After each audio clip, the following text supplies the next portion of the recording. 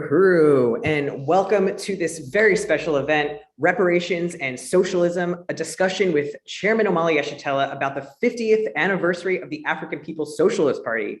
My name is Len Demmer, and I'm a member of the African People's Solidarity Committee under the leadership of the African People's Socialist Party.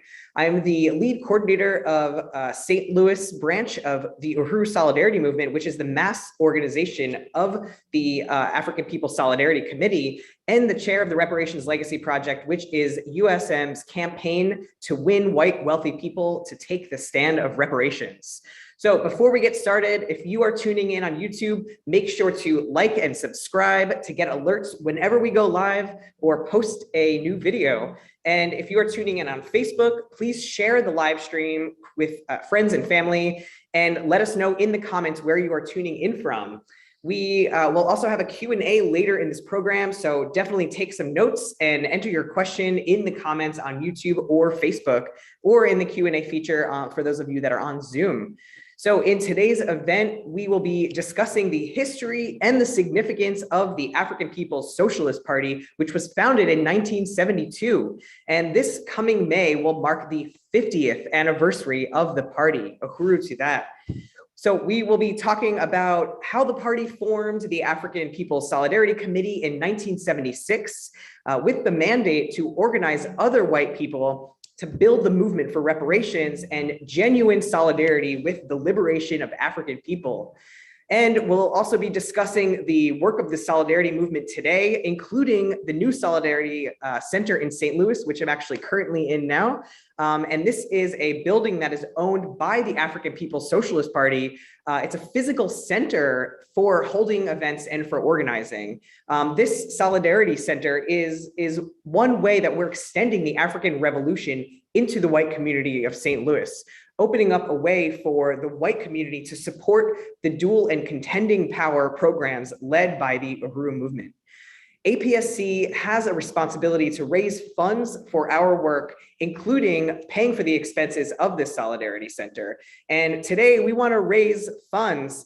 Our goal is $1,000, and you can go to apscuhuru.org/donate to contribute. So we really salute our leadership, Chairman Omali Yeshitela, who developed the political theory of African internationalism and who represents the leadership of the African Revolution around the world, and who we are so honored to have in tonight's program. And so we welcome Chairman Omali Yeshitela, and we also salute Deputy Chair Ona Zane Yeshitela, who has put Chairman Omali Yeshitela's vision of the Black Power Blueprint on the ground. She leads more than 50 economic institutions of the party. And I want to really salute and welcome APSC Chairwoman Penny Hess. Penny Hess, come on up. Uhuru. Uhuru. So Chairwoman Penny was present when the African People's Socialist Party held the founding conference of the Solidarity Committee in the fall of 1976. And has been a cadre member of the African People's Solidarity Committee ever since.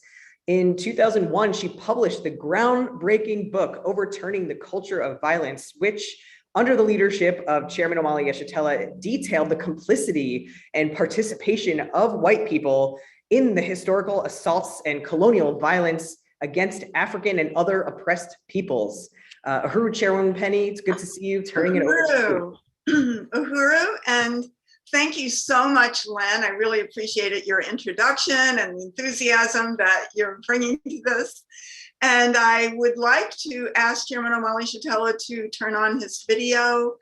And come on, Uhuru, Chairman. Uhuru, thank you so much for being with us tonight. And, you know, I really want to welcome everyone to this discussion with you.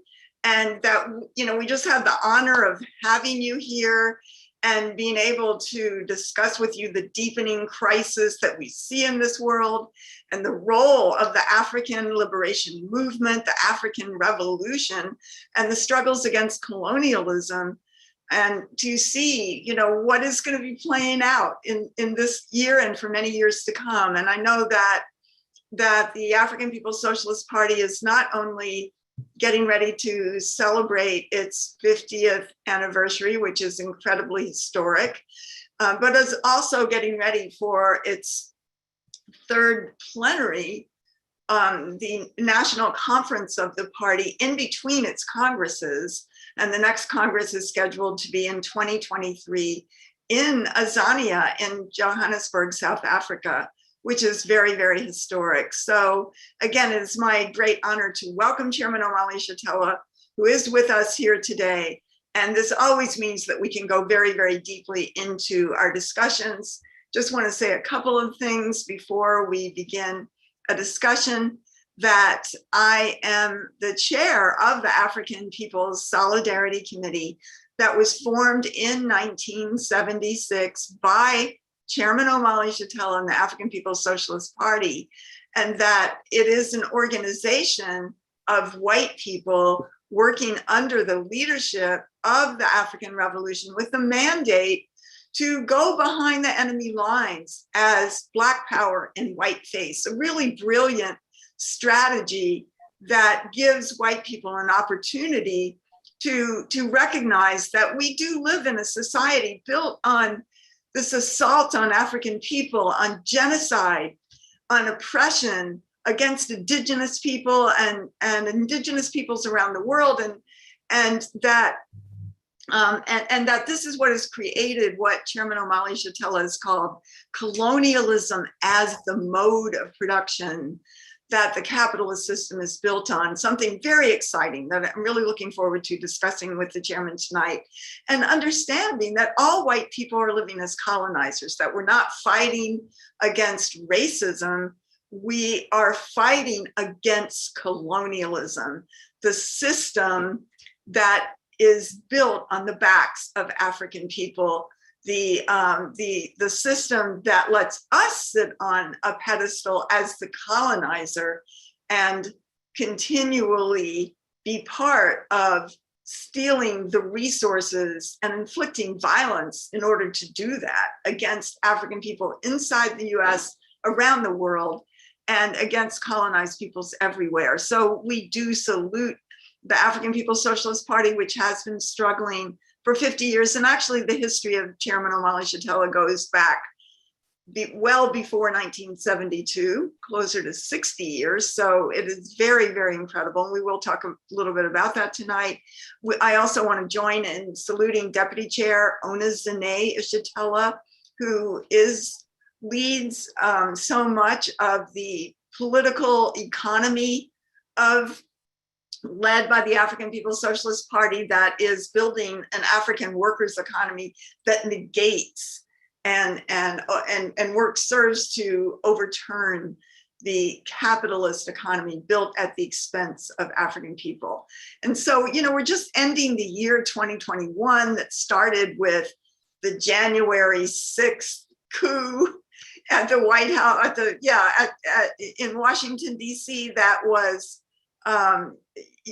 seen all over the world. Very interesting start of the year, to see the white people fighting to maintain control over the colonial domination of African people and the people on the planet Earth. We're seeing a year in which the downfall, the degrading of US imperialism, the crisis, the deepening crisis of imperialism is being noted all throughout Europe, all throughout the world, and something that certain sectors of the ruling class, as Chairman has pointed out, call Westlessness, the fact that the US can no longer rule in the same old way, and all kinds of other forces are coming up against it. And of course, the ongoing resistance of African and colonized peoples are, bringing about and deepening this crisis. We've seen many examples of the climate crisis, and we've also seen the cover up of it at the COP26 conference that was held in Scotland a few months ago. We've seen just ongoing assault and US-backed contradictions deepening in Haiti against the African people in Haiti who won the incredible revolution of 1804 that defeated Napoleon's army and put African workers in power in just one of the most, probably the most significant and earliest, first anti-colonial revolution, successful revolution in the world. We see the ongoing COVID crisis for the US. We see the highest number of deaths from overdose and suicides inside the white population that's ever existed.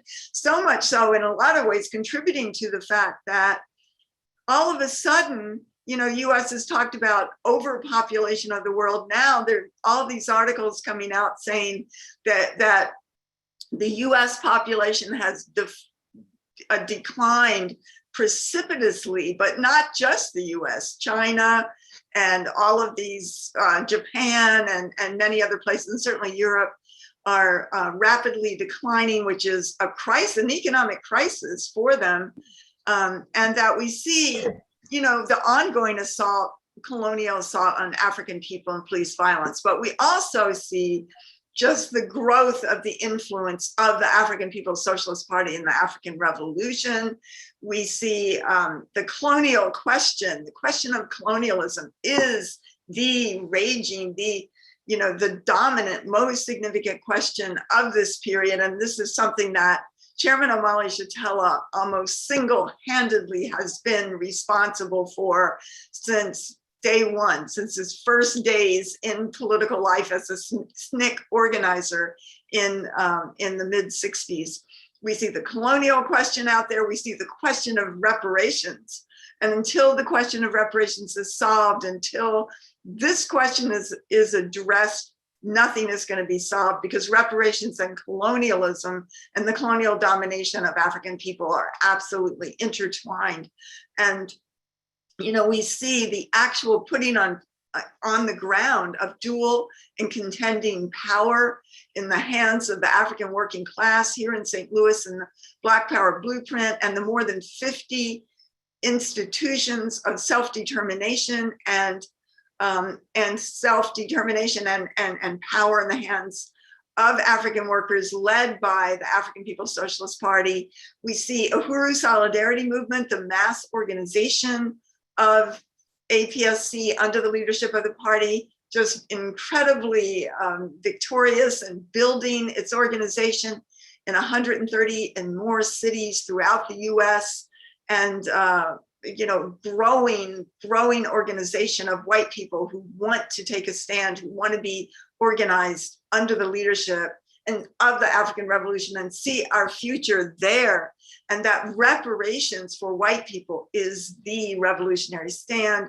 We see, as Len talked about in the beginning, the reparations legacy work that goes to the moneyed sector of the white population, and just tremendous success in that front.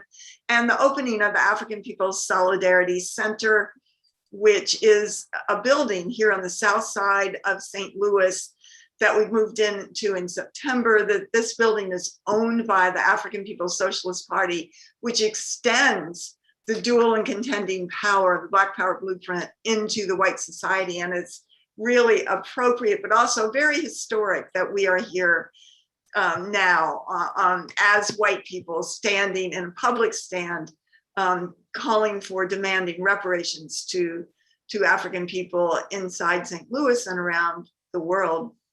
And we also know that this whole question of socialism has been kept alive and correctly defined by the African People's Socialist Party. And it was for this reason, actually, socialism and the party's work in defining socialism around the world is one of the reasons that the chairman was asked by members of Oxford University in 2019 to debate there.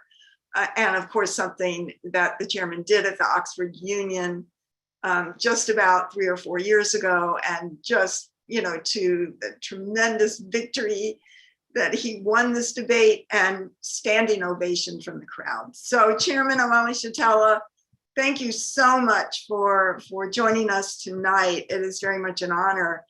And Chairman, I just wanted to start by asking you a little bit if you want to say something about the significance of this period that we are facing today, that you have done so much to define, and you have called it the uneasy equilibrium. Do you still see that it is the uneasy equilibrium, and how do you, what do you have to say about this situation of imperialism in crisis? Thank you very much, Comrade Penny. And I also want to thank you for answering the call in however many years ago, 76, when we built the African People Solidarity Committee.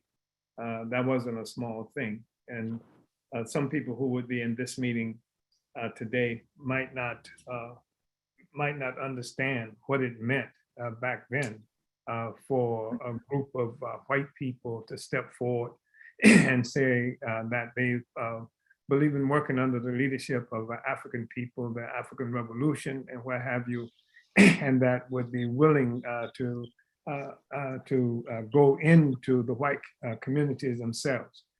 There was, excuse me, there were all kinds of things that we were up against when we said that. You know, some of the things, like there's certain kinds of slander that exploded all around us when we talked about that slander directed at the members of African People Solidarity Committee, slanders directed at the African People Socialist Party, because we had the temerity to fight for and demand this relationship. It's especially important since with the defeat of the Black Revolution of the 1960s, that we were struggling like hell in the African People Socialist Party to rectify, to overturn. There was a general assumption that, and I guess it goes back beyond that, but in the 1960s, as the Chinese used to say, revolution was the main trend in the world today, and that was centered in the colonial and the colonized areas, colonized countries. And so it was very difficult for white leftists and what have you to claim at different times to speak for the African Revolution, because they had to go up against this magnificent manifestation of the struggle for power, Black power, in the hands of Black people. But subsequent to that, with the defeat of the Black Revolution, at the time that we were still struggling, and we were in the African People Socialist Party to reintroduce the colonialism as what it is that we were fighting against, to go against all of those lines and tendencies that presuppose that there was a solution for the struggle of African people to be found inside the social system itself. Certain kinds of patriotism, sometimes a left patriotism, that required that of our movement. And there was not uncommon at that time for whites, the colonizer leftists, colonizer militants, to speak in the name of the Black Revolution. And some some did it in general kinds of theoretical terms, and others actually organized on the ground, challenging and struggling to assume leadership of the African liberation movement. And that was that was kind of the climate that we were tussling with, struggling with, when we created the African People Solidarity Committee. The revolutionary movement had been crushed, slandered, and it was being assisted by those forces we characterize as ideological imperialists. Just not the imperialists proper that everybody recognizes, but there's ideological imperialists, these left-wing colonizers, so to speak, who came into communities. And so that was part of what it was that we were fighting against. And they held sway pretty much throughout this country in terms of being recognized as the viable spokesperson for progressive politics and things like that. So when we, pulled together the African People Solidarity Committee, it was going against the grain, and there were a lot of things that we had to struggle against. And I really want to express appreciation that you did answer the call, and you've been here since 19 what was it, 76, inside this process. So that's important. I think you may have raised a question about the significance of the continuing existence of the party. Is that what you just raised? Well, yes, I mean, that's part of what I wanted to ask you. You were talking about Yeah. the 50th anniversary. What were you speaking to? Well, okay, let me just, there's so many things I always want to ask you when you're here.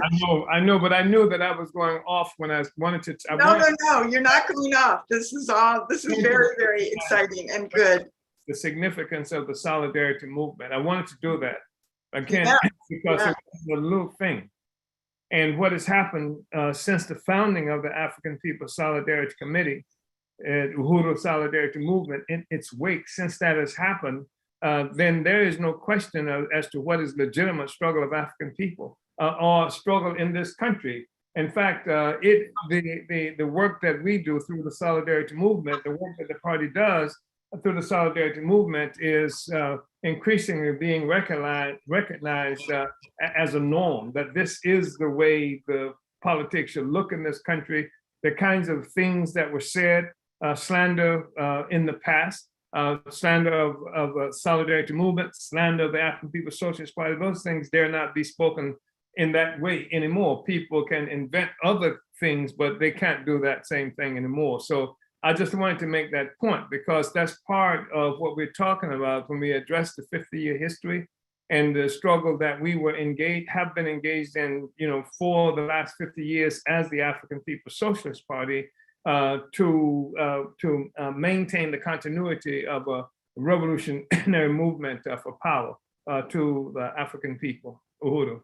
Oh, Chairman, I really, really appreciate that. And yes, and I salute also other comrades of the African People's Solidarity Committee and the leadership, the Central Committee of APSC under the leadership of the party and members of APSC who take this stand. And I do think that it is incredibly historic and just very, very important. And I think that, when I'm always interested in how you define the fact that you were born, as you often say, during the time when revolution was the main trend in the world. And as you just said, that means anti-colonial revolution. That's what was that's defined the revolution of the 20th century. And that had a presence also in the colonies inside the US, that the African working class rose up and overturned or transformed, maybe we could say, the civil rights movement of the 50s and 60s, and the US government, as you've summed up, really expected that they were going to pacify African people by giving the Voting Rights Act of 1965. But in fact, that did nothing. That what happened was, as you have defined so brilliantly, the African working class defined its struggle as Black power, therefore as an anti-colonial struggle that put it into a relationship with the people of Vietnam and China and India and all throughout Africa, and just, this anti-colonial struggle. And I just want to ask you this, that, you have defined what happened to that period and to those struggles was counterinsurgency, US government's vicious, violent methods, military methods, psychological methods, ideological methods, spiritual methods, every kind of way that they could attack these ideas and destroy them, they did. And that they really thought that this was over, that the struggle was over, but it has been the African People's Socialist Party that has kept it alive. And this is what you are writing about and talking about so much today.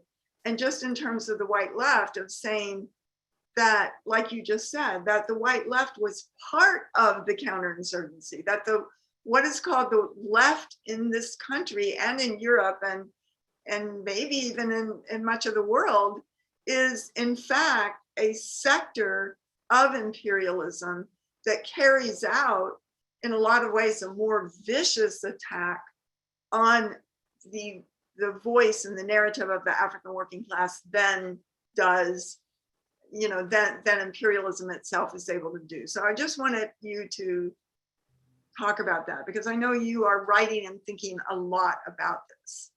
Yeah, I just think it's important to say that this is not some kind of subjective declaration about the white left.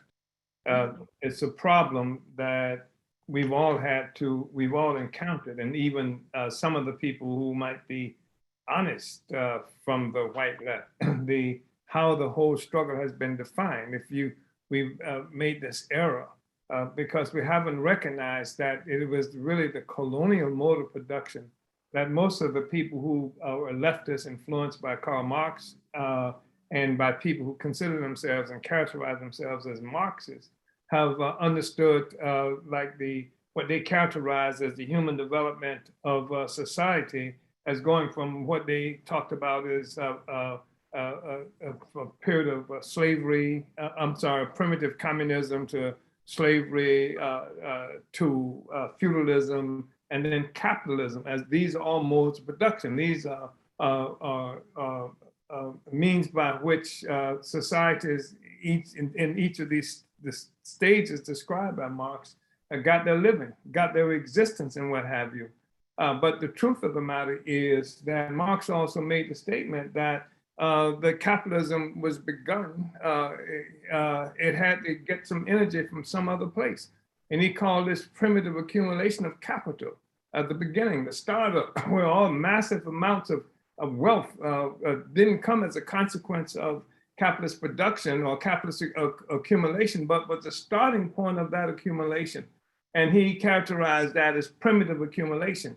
When he said that this is turning Africa into a warren for the commercial hunting of black skins. And he gave other kinds of examples that were really important. And what Marx was doing and what we will see in the political report that I'm providing for the third plenary of our 7th Congress, that would be in February next year, early next year, what we will see is that this primitive accumulation is the foundation that the whole world was locked into. It was the way that society achieved its existence, except and it was comprised of relations that had to be established and to produce, and the means of production themselves, what it took to make this production happen. And this is your mode of production. And this mode of production wasn't something that, and we remember, this is something that happened globally. Capitalism was born, and this capitalism was born as a world system. It wasn't just something in Paris or in Manchester in England or something to that effect. It was something that born as a global system, which meant that this tendency of seeing the world just through the eyes of what was happening to Europe, and even that was strained by Marxists and what happened, because they had to include not only England, but France and Germany, all these other places as a part of how capitalism was emerging as they defined it. But what we're saying is what they have defined in terms of how society got its existence is a whole new relationship that had come into existence through this process that Karl Marx referred to as primitive accumulation, which is nothing but colonial accumulation. This is what changed the world. This is what created for the first time in history a single world economy that tied the basic driving forces, the economic forces of the world, tied it together, created a single economy. So we were not looking at France and England. We're looking at a whole new process that has been given birth. But the leftists couldn't see it because they could only see the world from this perspective of white people of Europe moving from feudalism to this thing that they characterize as capitalism. They did not have the ability to say that Africa what we characterize as the Americas, including this land, the United States, is the foundation upon which all the wealth of white people has come into existence. This certain kind of narcissism that presupposes that we got this because we are smarter than everybody else, we work harder than everybody else, this kind of thing, and everybody else is in the condition they're in because they are less civilized, less smart than we are, which is nothing except the process and ideas and ideology that stems from a colonial mode of production. When the society gets us living that way, then there's a superstructure in terms of ideas that stems from that, and that would be reflected culturally and 1,000 other different ways. So this colonial mode of production, the white left was blinded. It could not see the world. And it defined what it did see based on its own interests, its own perception, the assumption that there was some Eurocentric, that the world had to be seen through the process of European development. So that was a real blind spot. And all of the oppressed peoples who were educated through the process of colonialism came up to similar conclusions about why we were locked in the situation we were locked in. And therefore, you have white leftists who call themselves leftists, instead of struggling to overturn the colonial mode of production, were fighting to improve the situation, the lot of all of us. And the all of us, it couldn't happen because the colonizer lived on the pedestal of the oppression and exploitation of those of us who were being colonized. So that was a serious kind of a problem. So we're not just speaking, we're not engaged in subjective name calling or something like that. We are defining what is actually a kind of relationship that has come into existence, that it has taken the colonized to be able to define and say, this is our problem. This is our problem. And that's the only way that it could and should be understood. Yeah, so yeah, Uhuru, yeah. That's so profound, Chairman. And I just never get tired of you laying this out, because it turns reality right side up.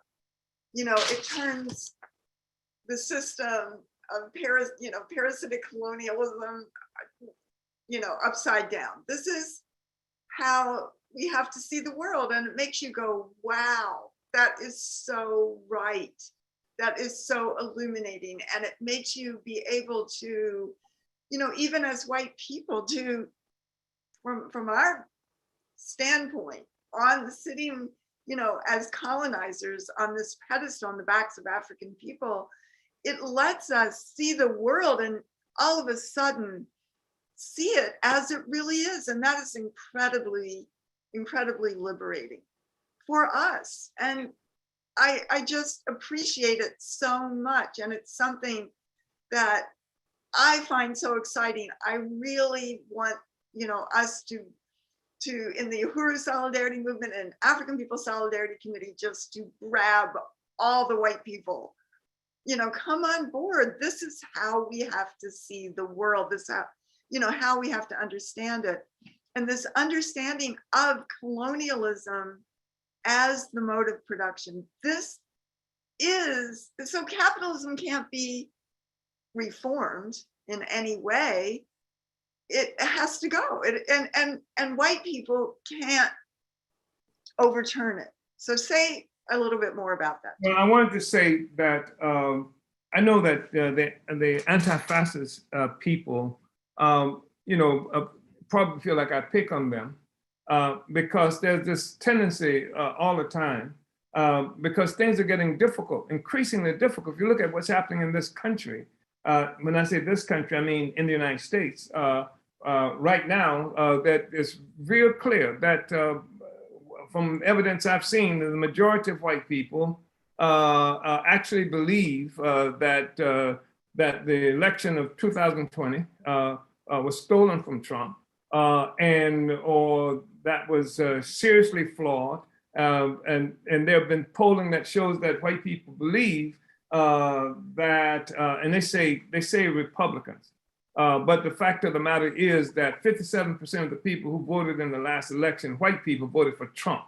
And Trump and the Republican is the white party, and 25% of the base of the Democratic Party is African, and I don't know how many other colonized people who constitute this entity that's called the Democratic Party, which is, just one arm through which the ruling class, the colonial ruling class, governs at different times. But what we've seen is that that there's, all kinds of attacks on the rights of people to vote, the rights of people to protest. This stuff is breaking wide open. We saw on January 6th, you mentioned that early on, that there was an assault on the Capitol by white people who intended to block, to do a coup, which is the same thing as saying that to decide that the election was not going to decide who was the president, that it was going to be done through force and through overturning the process through which that would occur. And so, this was an extraordinary event. The sense of this permeates everything in this country right now. And it's something that's bleeding into or reflected in other countries, European countries, certainly countries that dominated with high numbers of European people. This crisis reflects itself. And so people are saying, and this is white people, who are the white people who love us, are saying that the struggle is fascism. We got to organize to fight against fascism. But what we are looking at, when we look at this issue of fascism, when we look at what happened on January 6th, these are colonizers, some of whom who having a disagreement. This is the disagreement among the colonizers. It's not even unusual. I mean, that's what the whole, what they call the American Revolution was all about. This is stolen land. The land was stolen from the indigenous people. African people were put to work to build this economy and what have you. And then one group of thieves decided that they were going to keep it for themselves and actually fought a war against other group of thieves. This was not a revolutionary war as far as African people were concerned, or the indigenous people, or the Mexican people. This did not change our circumstances for the better. And so to tell us that we have to fight against fascism is tell us that we have to pick the colonizer that we support. We have to support one sector of the colonizers against the other sector of the colonizers. And so a group of colonizers who are seeing themselves, who are in distress because much of what they consider the foundations of this society seems to be threatened. And because the liberties, quote unquote, that they have come to expect and enjoy seem to be challenged. And so they're saying that everybody's got to fight against fascism. Well, that's fallacious, because fighting against fascism is fighting against a form of the colonial state. It's not fighting against colonialism. And that doesn't help us at all. It helps us to get some of our friends perhaps in a better situation, maybe. But the depth of this crisis, I don't even know if that kind of thing is even possible anymore. But the point that I'm making is recognizing the mode of production as colonialism helps to prevent us from falling into this thing of fighting for one sector of the colonizers in the interest of one sector of the colonizers against the other sector of the colonizers, again, as opposed to fighting against colonialism and the colonial system itself. Uhuru. Right. I mean, that is whether it's under the question of fascism, whether it's under the question of racism, getting caught in that trap, or or thinking that imperialism itself is going to solve this this climate crisis. Yeah. All of that is the same thing. Chairman, why? Please talk about the question of the African working class, and why does this revolution have to have the leadership of the African working class, which comes under assault, whether it's organized or not, every single day by imperialism, by colonialism? Well, when we look at the question of colonialism, we are talking about whole peoples whose resources go to feed and sustain other peoples as a part of a relationship. It's a part of relationship, you know, and there's a sector of the African population, and this has been true even during the period of colonial slavery, that is locked into the ruling class and the system, and can benefit even under colonialism, and it does. But the African working class, that this is the core of the issue in terms of who produces value in the whole world. It's the colonized peoples who produce this value, whether it's from the mines in Africa or Brazil and the various other places where we are engaged, or in Mississippi or throughout the United States. The value that's being created effectively is value being created by the African working people, toiling masses and it is only we who have nothing to lose.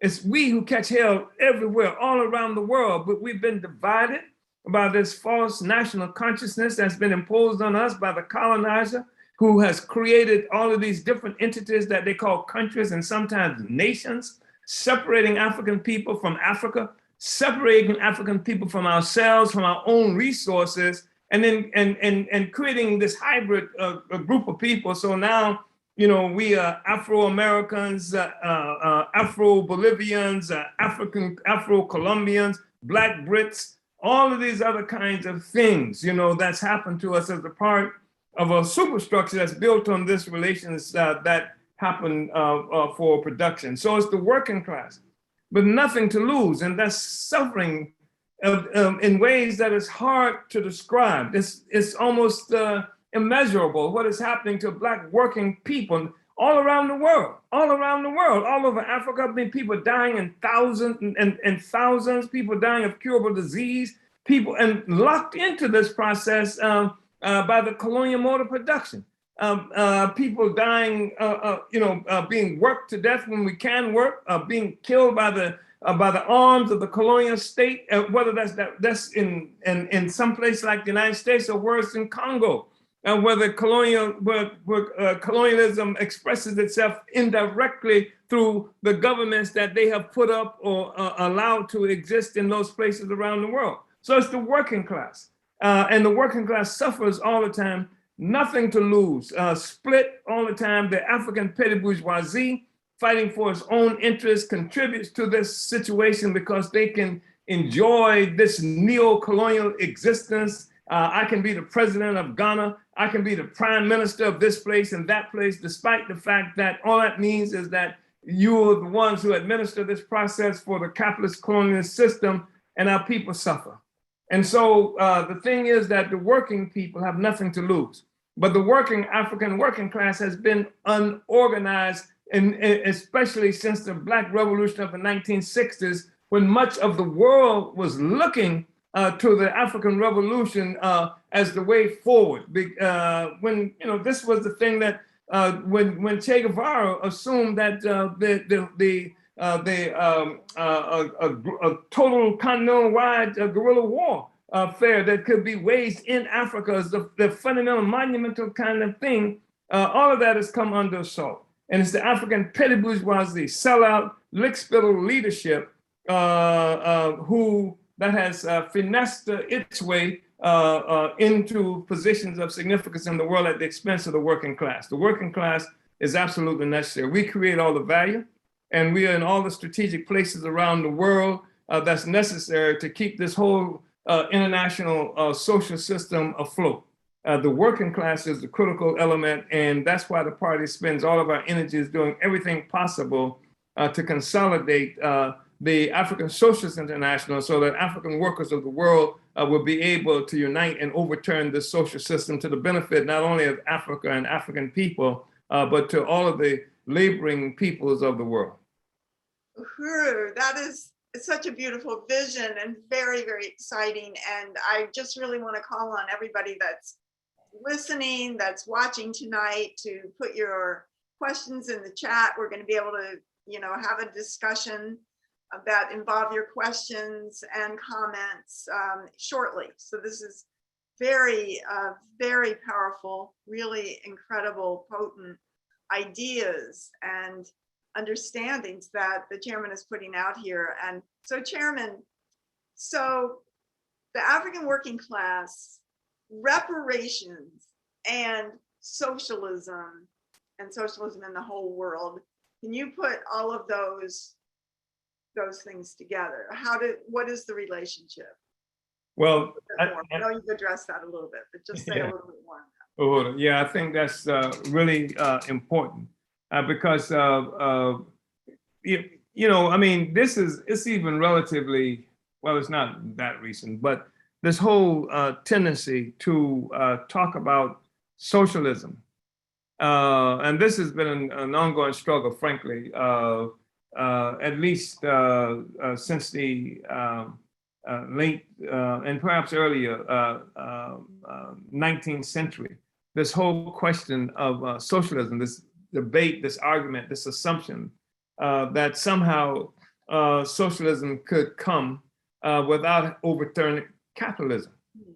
Like somehow there's going to be, in fact, this is the big debate, like somehow the withering away of the capitalist state. That was what many of the so-called Marxists and communists were waiting for.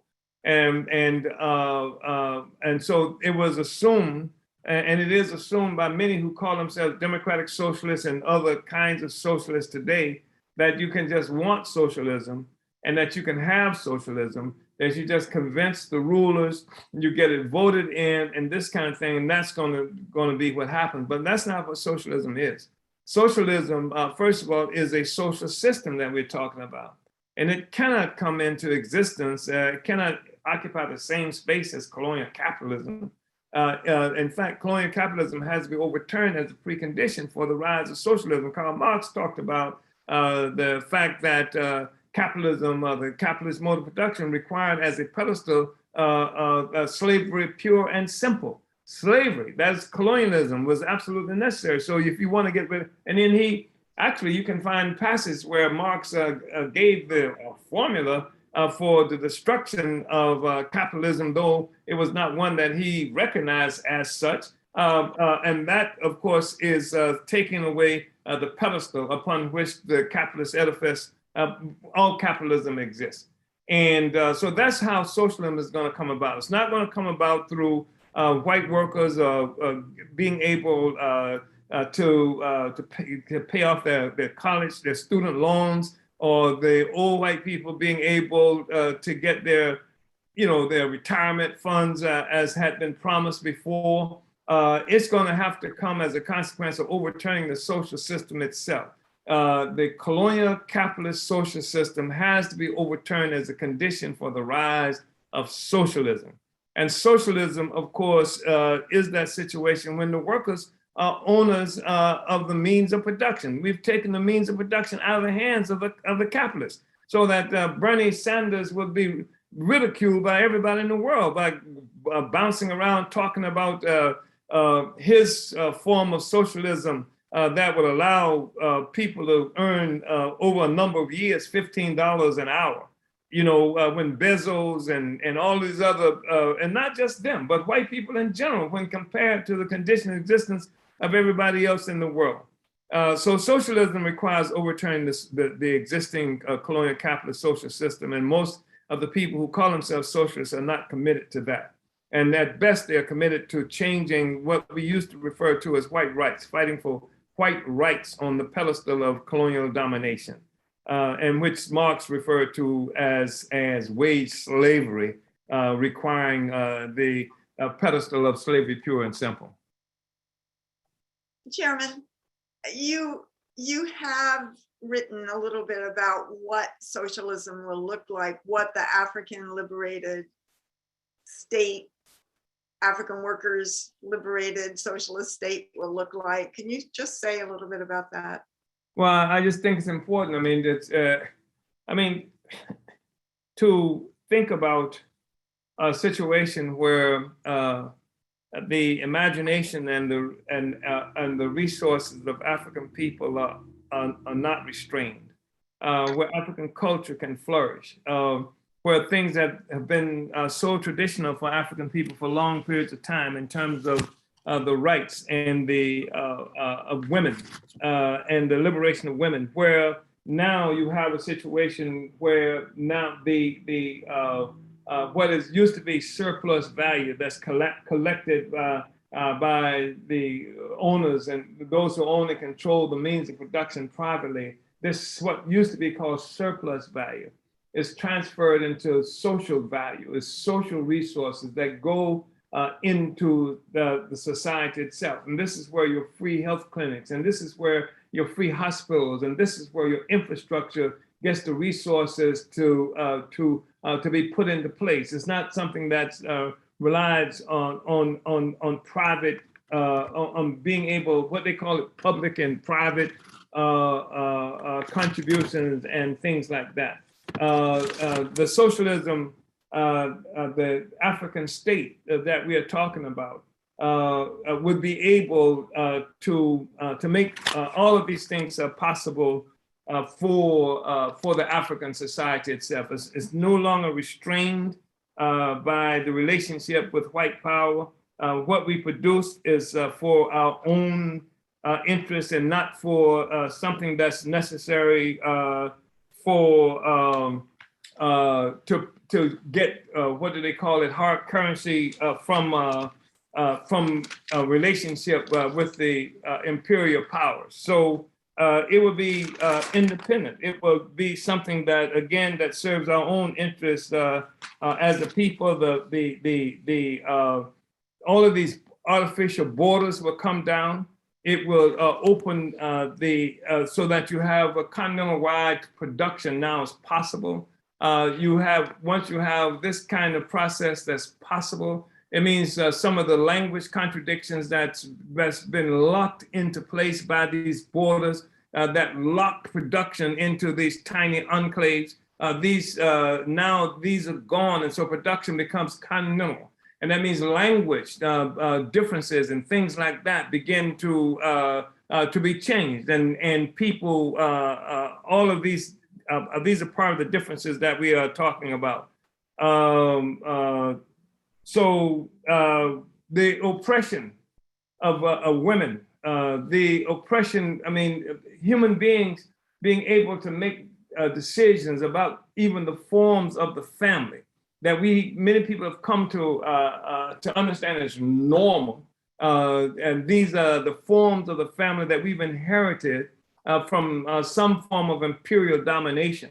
But the form of the family, where women are liberated within the context of this free society that we are talking about, and not necessary for women to rely on resources coming from men in order to survive. We've got a different kind of society now, where the society has the capacity for people to be free.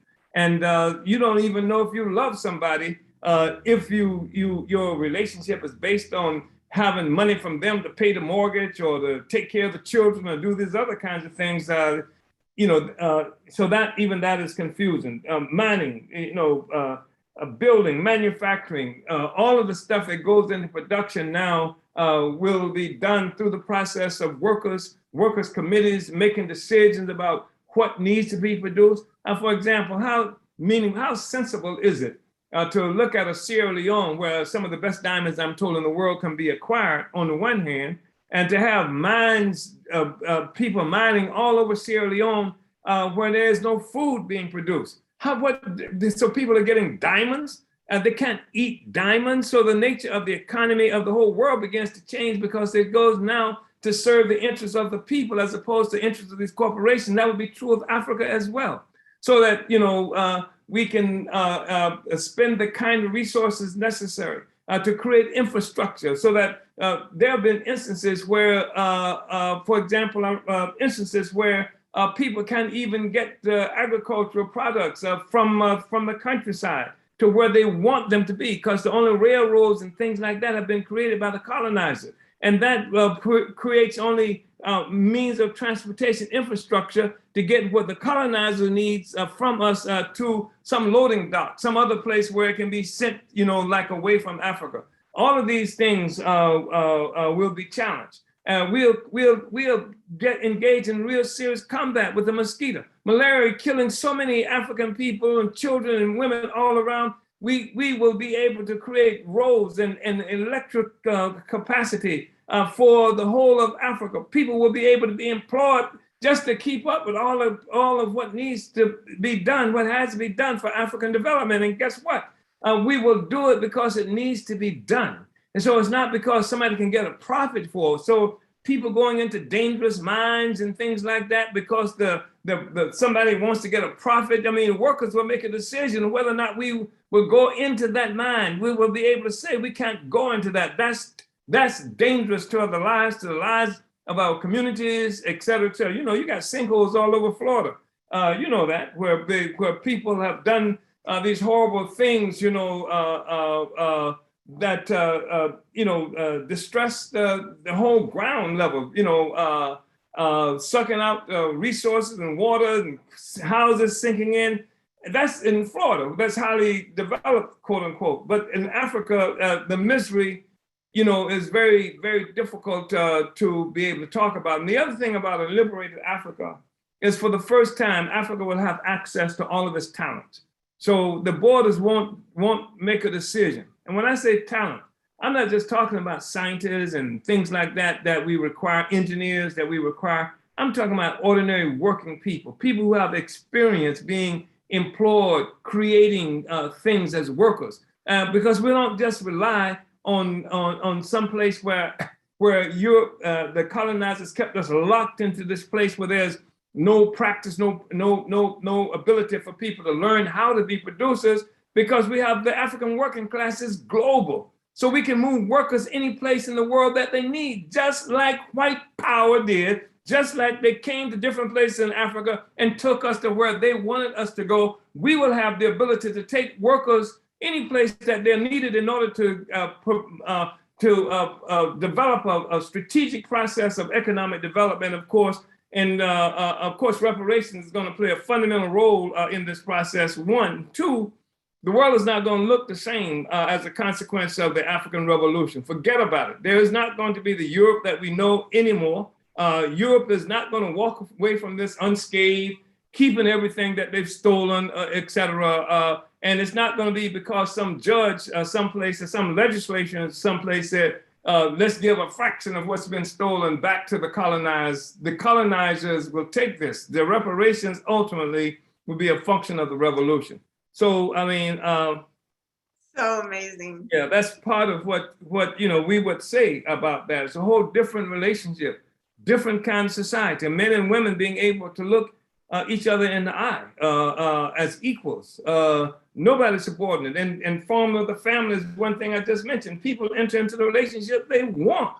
You know, so men, women, you know, however they want, they will be able to enter in those relationships with the state as it exists momentarily, only having a responsibility to protect the community from things like incest and, you know, and things like that, until you know, questions like that are no longer problematic.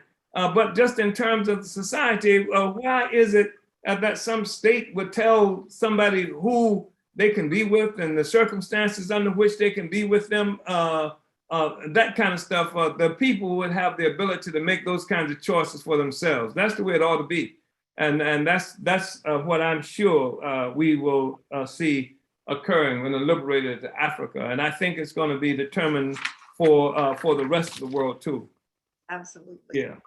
Very powerful and really, you know, just a beautiful vision of what the world can be. And just as the world is on the brink of capitalist, you know, colonial destruction. And, you know, here is the vision of what the future can be and must be, truly. And it's very inspiring. And I know that here in St. Louis, the party has put actually on the ground programs for seizing power, taking territory in what's called the Black Power Blueprint, and creating, as you said, an economy that negates the colonial economy. Could you just say a little bit about the significance of the Black Power Blueprint and other institutions of the party? Yeah, I think that's very important. Thank you, Comrade Penny, because as far as I know, we've initiated the only African-wide or all-African project to create an independent African economy. And we've established these dual power programs in different places. Right now, much of it is concentrated in St. Louis, but we also see it in Philadelphia. We see it in Oakland, California, St. Petersburg, Florida. And we are in the process now of initiating a garment factory. I'm still not sure whether it will be in the place that we've spoken of earlier, but it's going to be on the continent of Africa for sure. And so this is a single process. It's a single process that we are engaged in, where African people are cooperating around the world. And it's similar in this respect. It's similar to the All African Peoples Economic and Development Project, where Africans around the world are participating in things for the development of Africa and African people. So this is an actual process through which we are engaged in negating the power and the influence of a colonizer, and getting that power and that influence for ourselves. And that's not a little thing. If you look at the war, the ongoing wars that the United States is making against peoples around the world, is precisely around these quote unquote economic questions, whether it's Venezuela and Venezuelan oil and the other kinds of resources throughout South America that the United States and the whole colonial capitalist system are threatened to lose with the success of Venezuela. Cuba, look, small Cuba, people taking back their resources, negating the power, the influence of the colonizer. That's what this struggle is about. That's what it's about in Iraq and in Lebanon and Syria and all these other places. The people who are colonized are negating the influence, are trying to fighting. And as this movement has been developing for a period of time, you mentioned the uneasy equilibrium. What we've been watching when we talk about the uneasy equilibrium is a kind of incremental movement that we've been seeing of the colonized moving toward liberation and what have you. And where we are now is that at a place where this thing has reached a kind of crescendo, and it's happening every place. A qualitative leap is being made in history at this very moment.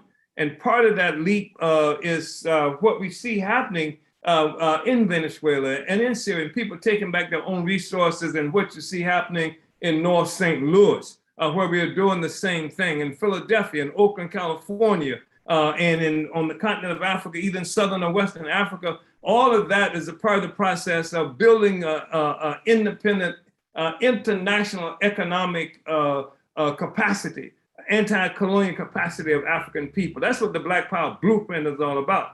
And it is also recognized as what we've talked about all along is the fact that politics is simply concentrated economics. So when we talk about self-determination, the political demand that we are making, we're talking about anti-colonialism, a political demand that we are making. We are talking about capturing. We are talking about taking ourselves possession of the capacity to produce life by African people, and negating the colonizers in the process of doing that.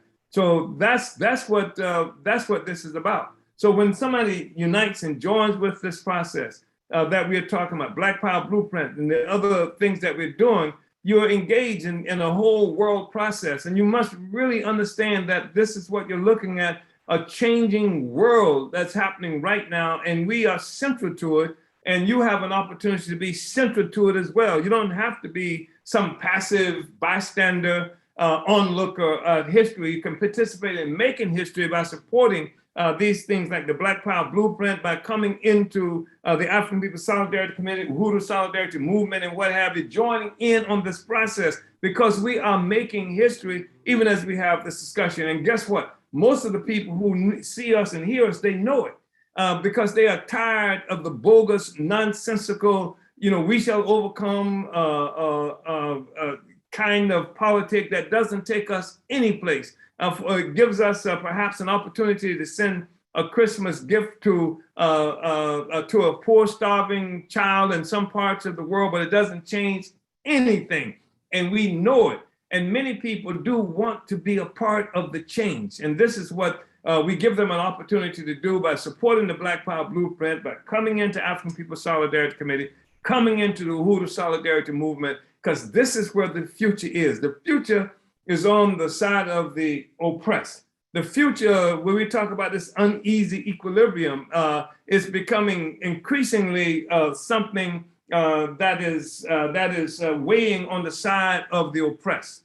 That's what we're looking at, and that's the significance of the Black Power Blueprint and all these processes that we have initiated for the purpose of negating colonialism. And even people of colonizers can participate in negating colonialism. That's different from racism. How do you participate in negating racism? What do you do? I mean, I've thought at different times maybe a good fundraiser to set up an anti-racism kind of institution where you can give me the money if you want to unlearn racism. But of course, that doesn't do anything. It doesn't change anything.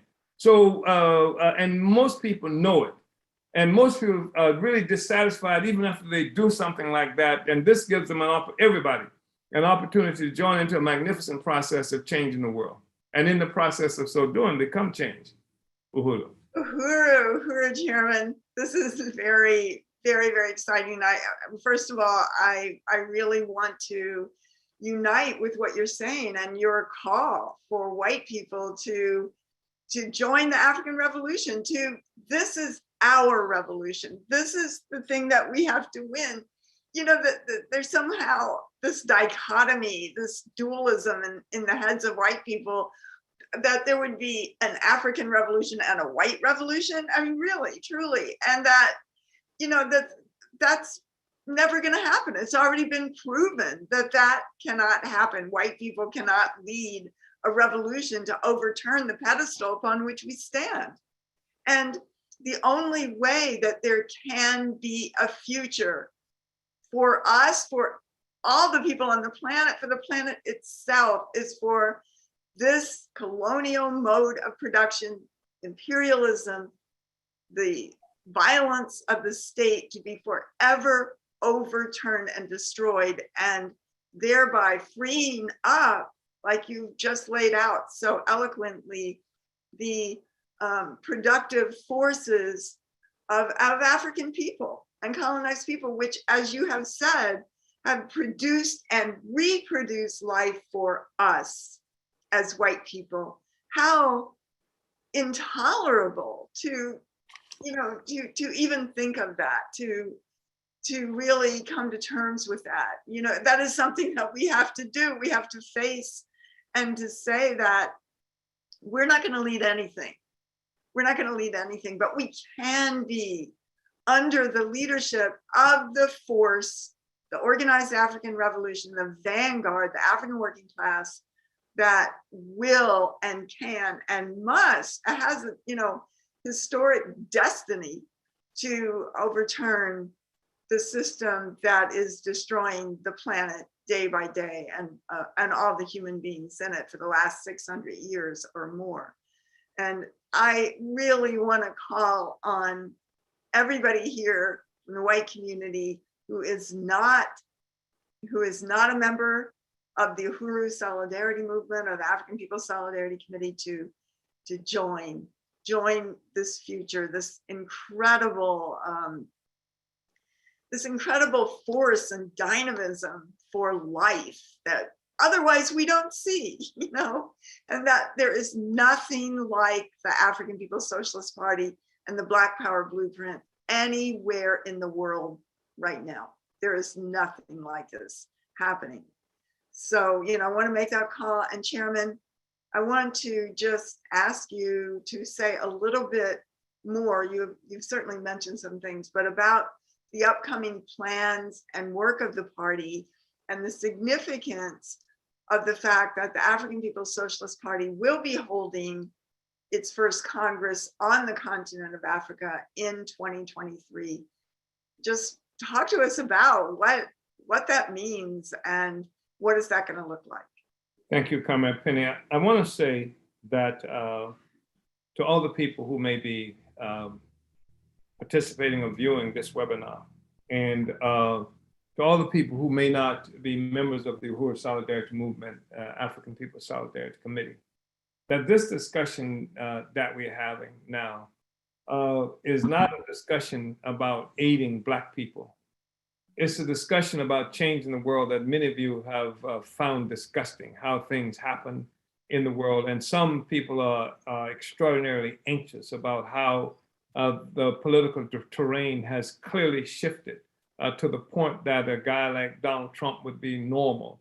And the fact, of course, what we've learned is that Donald Trump has always been normal, and that what he's done is unleash that kind of normalcy to public view. He's given the white population permission to state their disunity with how they have been described by the system, like up to now. And so I know that there are so many people who are disgusted with that. And so the question that I'm asking you is, this disgust that you have, will you rely on Joe Biden and the Democratic Party? I mean this quite seriously. Do you actually think Joe Biden, the Democratic Party, those forces are going to keep the heat off? Do you really think that they are going to prevent those thugs who attacked the Capitol on January 6th, who are organizing in state houses throughout the United States at this very moment, who are clearly articulating a willingness to commit violent acts in order to carry out their will? Do you really trust Biden? Do you really think that the Democratic Party is going to be the instrument that's going to keep you safe and create the kind of world that you want to have, to prevent all these horrible things that from occurring? And I think you don't.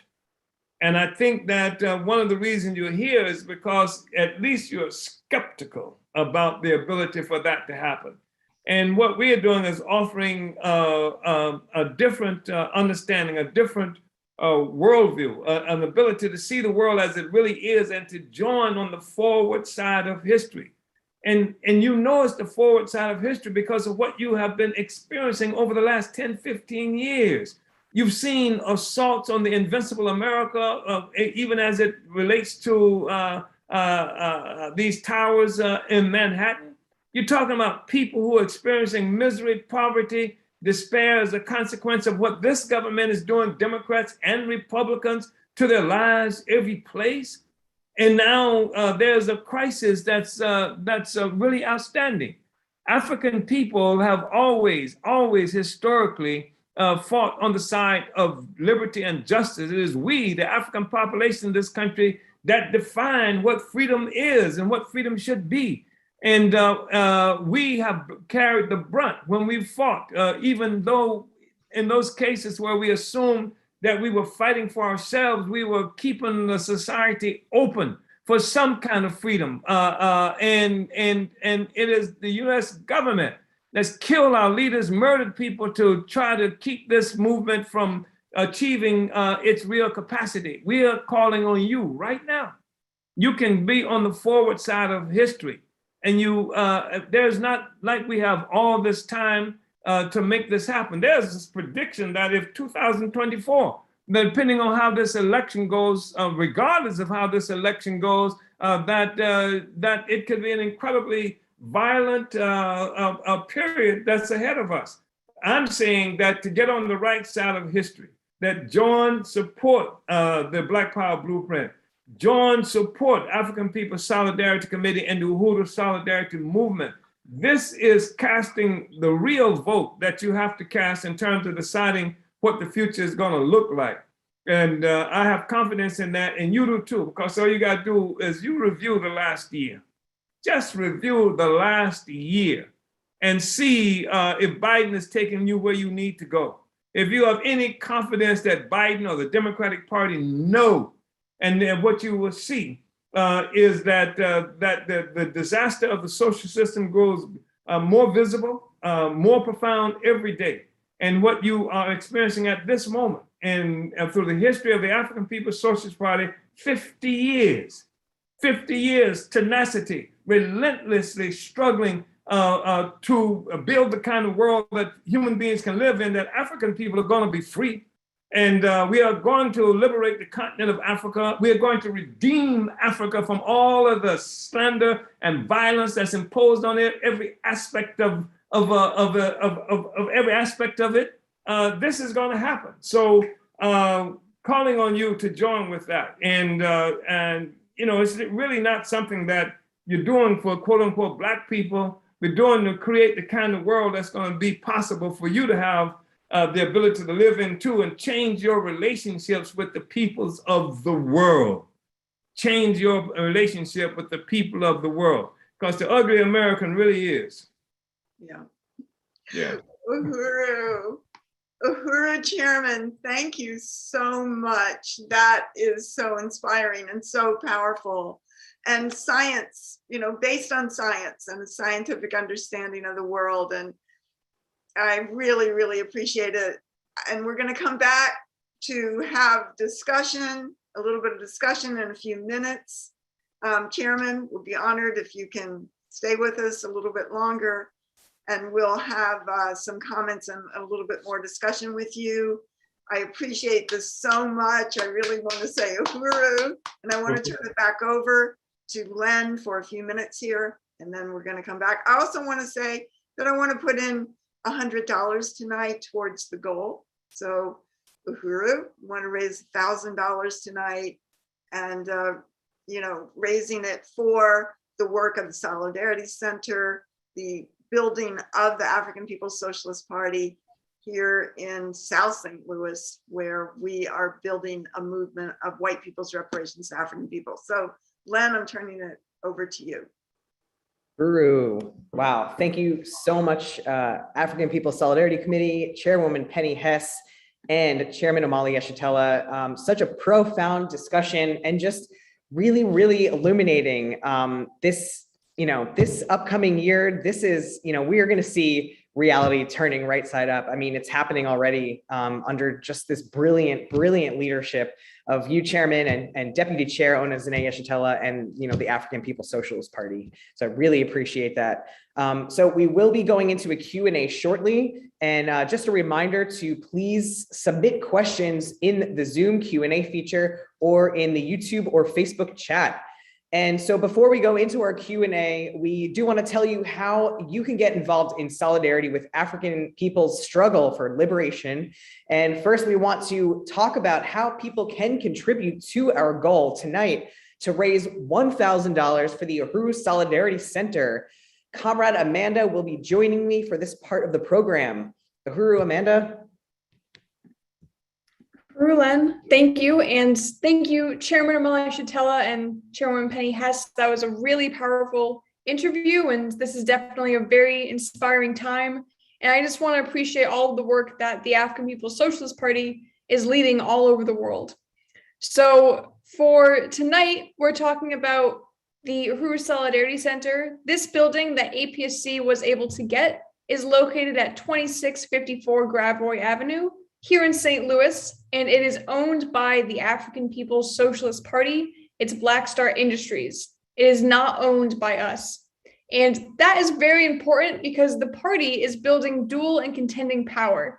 The Black Power Blueprint, which we heard about from the chairman earlier tonight, on the north side of St. Louis includes projects like the Uhuru House, the Gary Brooks Community Garden, the outdoor market space, and the basketball court that will be built based on many contributions from supporters over the past year, including during the recent Giving Tuesday 24-hour telethon.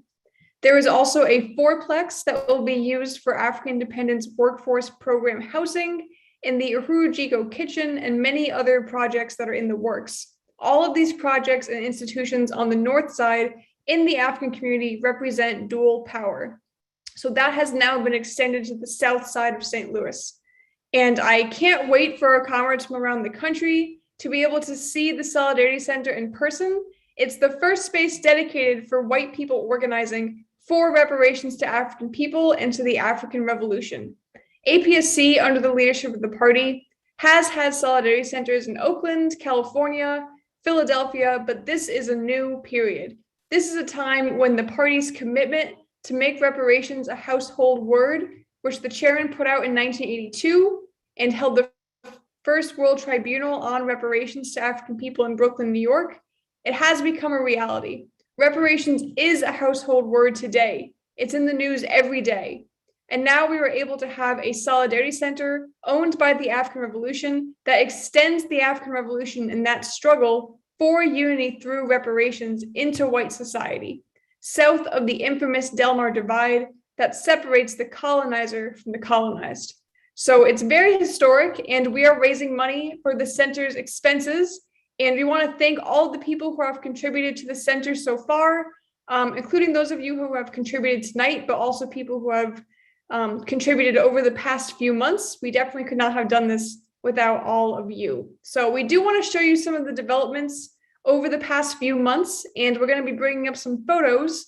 And Len, if you can give everyone a virtual tour of the building.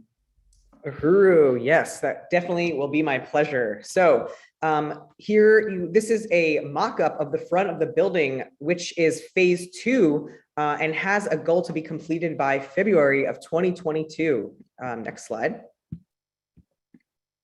So through 6 workdays since November of this year, we have completed phase 1, which is the main room, which I'm actually in right now. And this is the main room when you walk inside the building, and it includes the Uhuru Solidarity Movement office and a bathroom, and then another small office to the left of where this photo is taken. Next slide. So this is, as you can see here, before and after, 2 before and after photos here. The floor was just a really ugly concrete that we transformed into a really beautiful red color paint with epoxy coating, fresh white walls, and a black semi-gloss trim. Next slide. And this is a view of Gravois Ave that you can see outside. And we still need to get the proper curtains and finish the painting of the Congo design in the arc shape above the windows. Next slide. And this is another view of the main room, and we will use this area to build a proper storefront for Uhuru Planet, which you can see on display, and to sell other Buy Black Power products. Next slide. And so here we had to fix some concrete patches in the USM office. It was a bit of a process, but after it just looks really beautiful. Next slide. And so here, we removed some old unused shelving and just gave everything a fresh coat of paint. Looks really, really great. Next slide. And so here, this is the bathroom on the main floor. Same thing, we gave everything a fresh coat of paint, painted the floors, and it just looks really, really nice and fresh. Next slide. And so these are some of the victories since opening in September of 2021. And since being open for only a few months at this point, we've already had many events such as volunteer actions. We had a couple potlucks, some film nights, and political education studies that have been led by Chairwoman Penny Hess. And we've also increased sales for Uhuru Planet Reparations apparel. Next slide. And we just really, really want to thank all of our donors. We would not, all of our volunteers, and donors, but these are some amazing volunteers that we have, and we really wouldn't be able to hold all of these events if it wasn't for our amazing volunteers. And so far we've held 6 work days to complete the renovations of the painting of the walls and the trim, and repairing the concrete and the floor, and then also painting the floor. So, and then the next slide. So yeah, here's just some more photos of, some of us doing some of the painting. Next slide. Yeah, this is actually a good action shot of Comrade Hallie there on the left, grinding away some metal on the floor before filling it in with fresh concrete. Next slide. And yeah, just some more painting projects, a bunch of different volunteers that we've had, including Chair Jesse there in the purple shirt. Next slide. And so, yeah, just another, this is, the view of what we want the front to look like. Again, this is the vision of phase 2, and, the goal is to have it completed by February of 2022. And, it's just a really significant building. This is the building where white people are gathering under the leadership of the African Revolution to organize and to build the movement for reparations and create a culture of reparations. This is a really unique and we really have to fund this project and sustain it in an ongoing way. So we encourage you to go to apscuhuru.org/donate. We have the goal to raise $1,000 tonight. That's 10 people giving $100, and we've already raised $480 with $520 remaining. We want to shout out Chairwoman Penny Hess. We want to shout out Comrade Lisa, Jesse in St. Louis, Sandy in Seattle, Allison in Philadelphia, Kitty in St. Louis, Wendy in Oakland, Amanda in St. Louis, Uhuru. We have really, really great pledges here, and we are well on the way to raising our goal tonight. Uhuru. Thank you, Len. And I just want to remind everybody, you can go to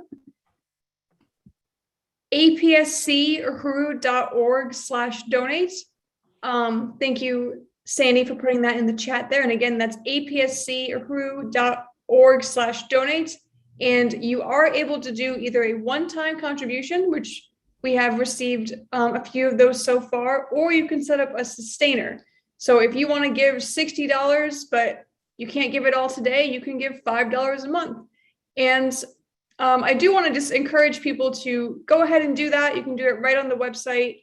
And that is going to be, sustaining the work of the African People's Solidarity Committee, allowing those monthly expenses to be paid for and covered, from the lighting and, the heating and just all of those things that come with a building. So if you are able to set up a sustaining donation, I do really want to encourage you to do that. And again, thank you so much to people who have contributed so far. And our current total is, it looks like we're getting another donation from Johan out in Pinellas Park, out in Florida, who is given, let's see.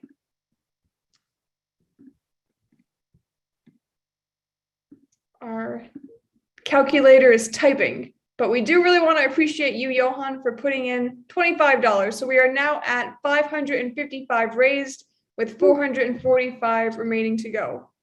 Uhuru, awesome. Yes, and this building, is just so significant in that, especially once we get the painting on the front of the center that says, reparations, under the leadership of the African Revolution or the African People's Socialist Party. This is going to be just such an important building in existence on this south side of St. Louis, and we're really hoping to get a lot of people curious about what they see, and we want people to come in and we want to talk to other white people and get other white people to understand the urgency of needing to work under the leadership of the African working class for reparations and liberation.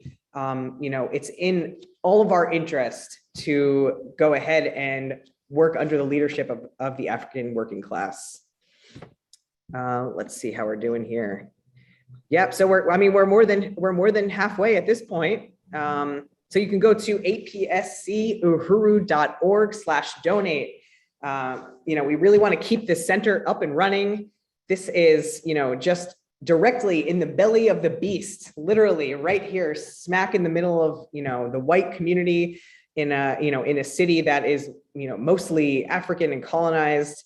This is part of fighting back gentrification. This is building, that dual and contending power that the chairman and Chairwoman Penny were just discussing shortly ago. This is, we need to duel and contend with colonial capitalism. All right. And let's see if we have any other. All right. Well, we really, really appreciate all of our donors so far. This has been, just a really, really illuminating and moving presentation so far tonight. And I just want to really thank everybody again for, contributing so far. And, we're going to keep announcing new contributions throughout the rest of tonight's program. So stay tuned. Uhuru. All right. All right. Well, thank you so much, Amanda. It was great to have you up here with me. And I'm just going to turn it over to Lisa now, who is going to talk about why you should consider joining the African People's Solidarity Committee. Uhuru, Lisa. Uhuru, thank you so much, Len. And just thank you to Chairman Penny Hess and Chairman Omali Yeshitela. I mean, the discussion this evening has been so profound and important for us, deepening our understandings about reparations, about socialism, and our role as white people in solidarity with African liberation. And I just look forward to deepening that even more in the Q&A coming up. My name is Lisa Watson, as Len said, and I'm a member of the African People's Solidarity Committee. And I, again, just want to salute the chairman for building the party over 50 years ago, that's leading the African Revolution today, and salute Chairwoman Penny for over 45 years of leadership of the Solidarity Committee. As the chairman said, answered that call, and that was made by the party. And also salute Deputy Chairwoman Yeshitela, the leader of the Black Power Blueprint, that we've talked about tonight as the example of dual and contending power that the party has been building in St. Louis, and just salute the whole party. And I don't think I can do a better job than what Chairman Omali Yeshitela and Penny Hess just laid out in terms of why people should become a member of the solidarity movement. Just they really made the case for it. Just it's about changing the world, and for us as white people being under the leadership of the African working class. And, this event today is about more than consuming information. We have to get involved from the white community in building the kind of world we want to see based on the kind of socialism that the chairman and the party is talking about. And it's the political theory of African internationalism. It's theory and practice developed by the chairman and the party over its 50-year history of struggle. And it's the only political theory that can overturn colonial capitalism, as, Chairman Penny, you were saying, and Chairman, and it's building a world based on what people need. And I think that's what so many of us want. And this is the way that we can be part of that. The party used African internationalism, revolutionary political science, to determine that white people, we do have a role to play, but it requires that we join organization under the leadership of the party and carry out the assignment they've given to us to win reparations and political solidarity from our own white communities, and also to demand that the white ruling class and corporations pay reparations as well. So I want to echo that call that was made by the chairman and Chairwoman Penny. If you're watching today and you're white, if you like what you've heard about this vision for the world, join the African People's Solidarity Committee or our mass organization, the Uhuru Solidarity Movement. I joined APSC over 20 years ago because I saw at the time, I understood, to be racial injustice going on, and I definitely wanted to change that, change my relationship to that. And now I understand it differently because of African internationalism, that what I was seeing and what I still see today in terms of the oppression of African people is colonialism, and that we are the colonizers. So I really appreciate the party for creating APSC and giving us that understanding and giving us an organizational way that we can take that on under their leadership. And I just, again, want to call on people to join the African People's Solidarity Committee. And the way you do that is by going to apscuhuru.org/join. Fill out the form. A member of our membership office or a regional APSC representative will contact you within 24 hours, and we can get started on the new member process that includes political education and getting to work, contributing your skills and strengths to our mission of winning millions in reparations to the African liberation struggle and building a huge and strong movement of white solidarity with Black power under the leadership of the party. So this is the time, like the chairman was saying, like this is the time to bring all the resources that we've stolen from African people and has been handed down to us for hundreds of years, bring that back to the African Revolution. So join today, go to apsuhuru.org/join, and Uhuru, back to you, Len. Uhuru. Thank you so much, Lisa. I really, really unite with that call to join the African People's Solidarity Committee.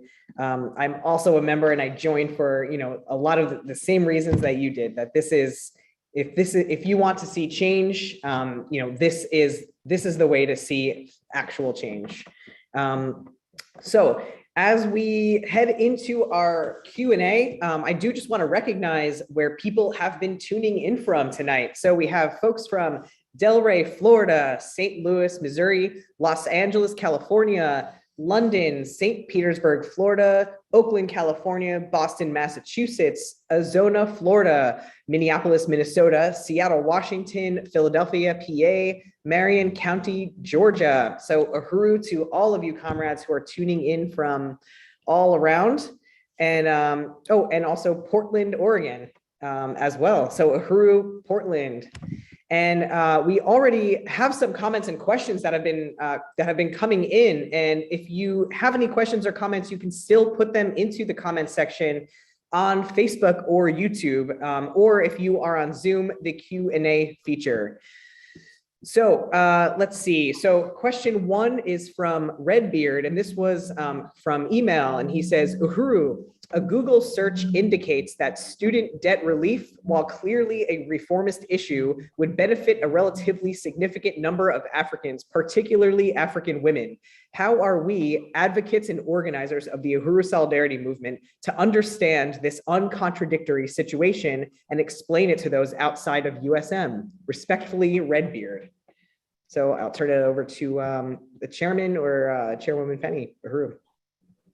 I'm not sure if I understood the question that Comrade Redbeard was raising, but a point that I would make is that we are not opposed to reform. We are opposed to reformism. That is to say, at the point where someone sees reform as the answer, as the solution, if there's no to what end, because debt being relieved this time doesn't make it something that's going to happen the next time. It's not going to prevent debt from happening just based on the kind of social system we live in. So what we in the Uhuru movement do engage in reform, but the reform that we engage in, we try very seriously to make it a reform that takes us a step closer to annihilating the kind of social system that we are dealing with, because otherwise reform becomes what it is you're struggling for all the time. And the fact is that colonialism cannot be reformed. I mean, and so to base the movement simply on reforming something that cannot be reformed is like being on a treadmill.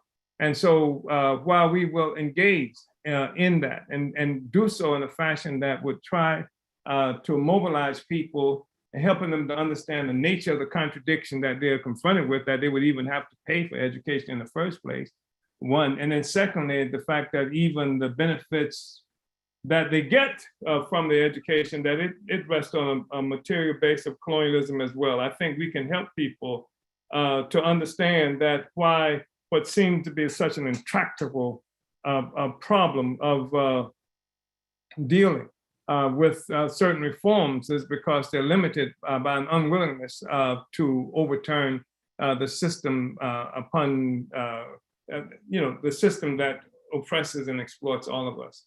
So I appreciate the question, Comrade Redbeard. Uhuru.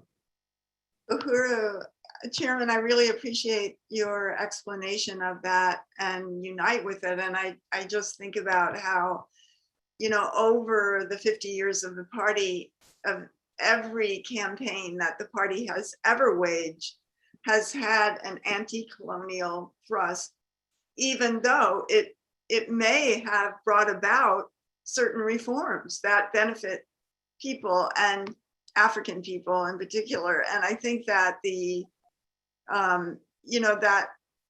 that just keeping the colonial question in the center is so critical. And to say, just we can look at everything that colonialism does, and it will give African people one thing, but it will attack constantly from every other possible way. And it takes away, it has power over the colonized population, and that is not going to change with getting some debt relief from student loans, and also saying that in general the white sector that is raising that and demanding that, like the Occupy movement, that was the central question of that movement. And it's opportunist because it raises to the greatest priority struggles that white people are having on the pedestal, like you talked about before, Chairman.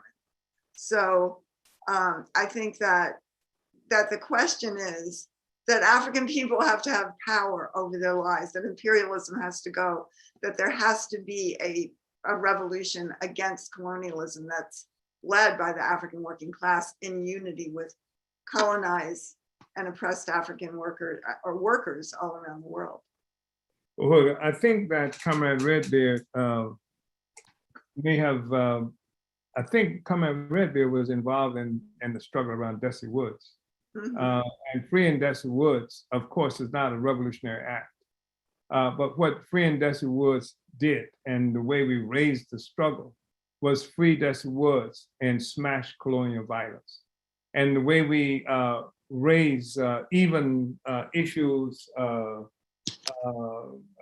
building the International People's Democratic Uhuru movement, and Redbeard was around for much of this.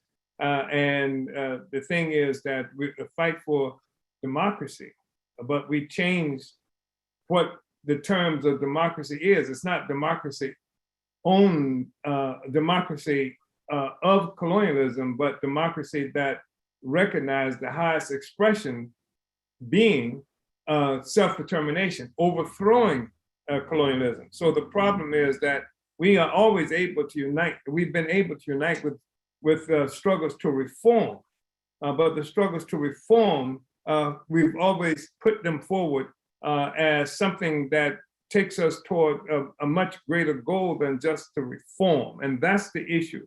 And that's the problem that we too often have with people who would come and say, this is the thing that we're struggling around, and this is the critical issue, deal with that. And sometimes we will, and sometimes we won't, depending on how that issue contributes to overturning, taking us to a place that weakens the system, overturning the system. But some struggles help us actually to perfect the system. Some reforms actually help us to perfect the system as opposed to deepening the crisis of the system. When you see all of this student debt and whatever, you're looking at a crisis of the system itself. It's a crisis that the system is confronted with, and there's even a debate about how to deal with this crisis. So how do we deal with this without perfecting the colonialism itself, without helping to repair colonialism? Our objective is not to repair, not to try to make it better, but to overturn it.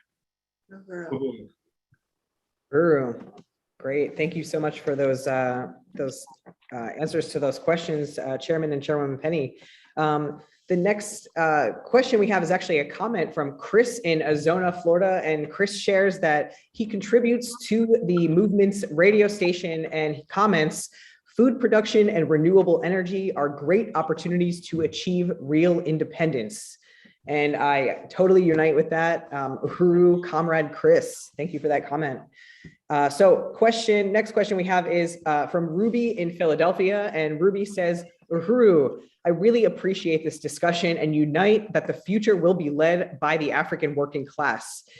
Uhuru, Chairman and Chairwoman Penny, I wanted to see if Chairman could talk a little more about this period of history that the party has fought for decades to build.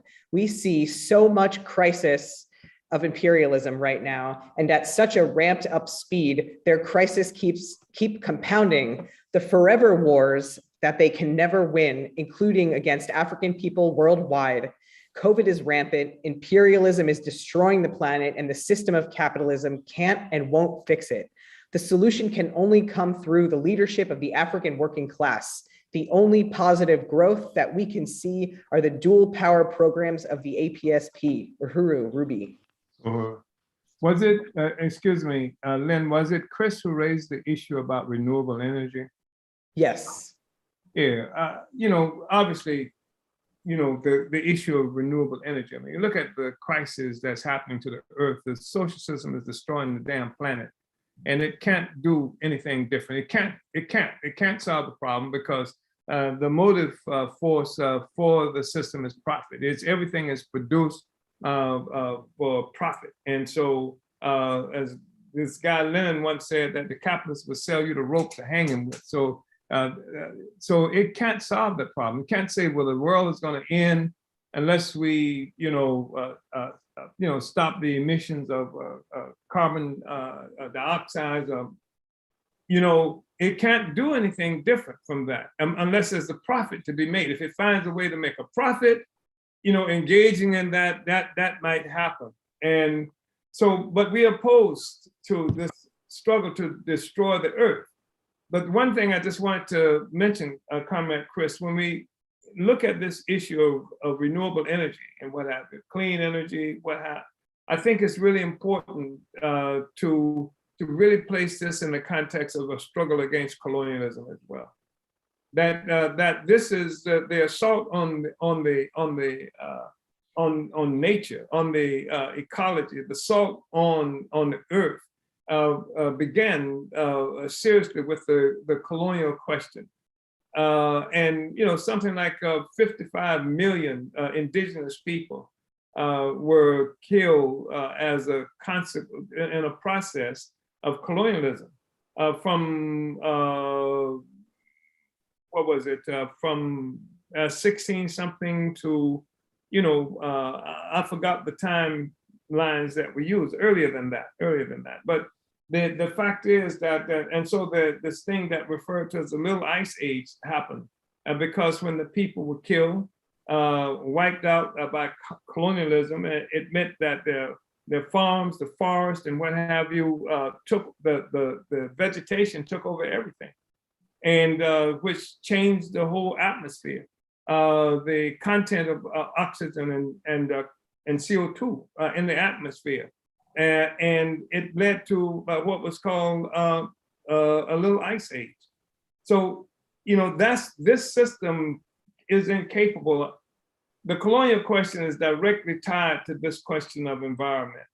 And I think it's important for us to understand this. And I'm not just saying this to keep harping on the question, but even what is being put forward to solve the problem is a problem that's being solved for the colonizer in most instances, because what they put forth in terms of being able to get clean energy, the batteries and the other kinds of resources require Africa and the Americas, lithium coming from throughout the Americas, and things like cobalt and what have you coming out of Africa. There's right now a race to see who can get. There's China right now who's gobbled up a lot of them, and now the US and other forces are competing with China. That Namibia is being offered up as a place where all of these resources can come to create clean energy. But this process of creating clean energy that they talk about is destroying Africa, destroying much of the Americas, et cetera. So it's clean energy for whom? And this is part of what we mean in terms of reform whether reform solves the problem of the system or whether it solves the problems of the people. And how do we move in a way? And you can't move, and white people just gonna have to get off their asses and gonna have to unite with the fact that the planet is not gonna be saved for white people. That the fact is that colonialism is killing us, and the theft of lithium, and what's happening with the cobalt, what's happening with all these other resources that people expect to be able to use, to solve this problem. So, I know that, I'm probably speaking to the audience when I talk to this about Chris, but I'm just saying it because I know that we are contending so often with people who want to save the earth and who come up with solutions that require sacrificing Africans and indigenous peoples, et cetera. So I just wanted to comment on that, Chris. It wasn't a criticism or anything that what you said, but I just want us to, I just wanted to be able to say that we have to be able to look at the question and even get to the source of the contradiction in the process of trying to solve it. So, Comrade Ruby, I wanted to say that in response to what you read, what you just raised, as you know, the African People's Socialist Party came into existence at the very time the U.S. government was celebrating the destruction of the African Revolution.